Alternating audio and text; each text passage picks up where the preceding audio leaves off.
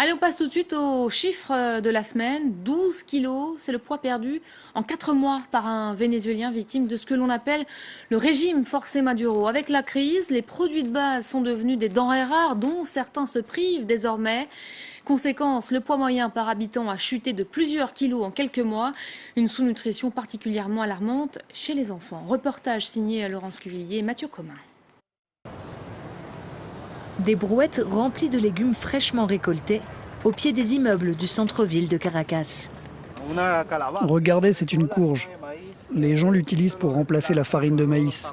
C'est utile surtout pour les enfants.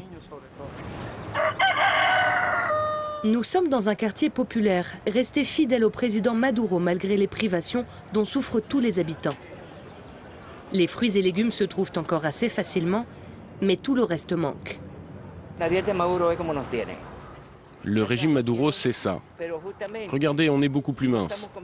On ne mange plus de graisse ni de viande, fini les hamburgers et les frites. Et tous ceux qui étaient trop gros, eh bien vous voyez, maintenant ils retrouvent de la souplesse. Les jardiniers, tous militants chavistes, vendent en quelques heures toute la production de la semaine. La plupart des clients n'ont pas d'alternative, alors que partout dans le pays, les files d'attente s'allongent devant des supermarchés aux rayons à moitié vides. Maintenant, on se prépare des carottes, des blettes, des épinards. On se fait des soupes diététiques. Vous voulez dire que pour vous, c'est positif ce qu'est en train de vivre le pays? D'une certaine manière, oui. Parce que si on n'apprend pas à coups de bâton, on n'apprendra jamais. Vous avez maigri? Oui, j'ai perdu 12 kilos. En combien de temps? 4 mois. Mais malgré les prix solidaires de la coopérative, l'inflation galopante rend le sac de légumes inabordable pour certains. Attendez, j'ai pas assez. Ces pertes de poids auxquelles les chavistes militants consentent de bonne grâce ne font pas rire tout le monde. Et surtout pas les ONG qui voient les enfants des quartiers pauvres sombrer dans la dénutrition. Chaque jour, Roberto et des mères de familles volontaires distribuent 500 repas et assurent un suivi médical. Aujourd'hui, au Venezuela, un quart de la population ne mange plus qu'un repas par jour.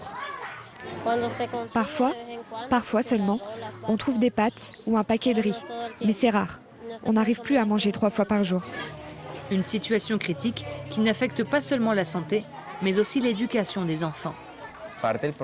On s'est rendu compte que beaucoup n'allaient plus en classe. Les parents ne les réveillent pas le matin pour qu'ils puissent facilement sauter le petit déjeuner.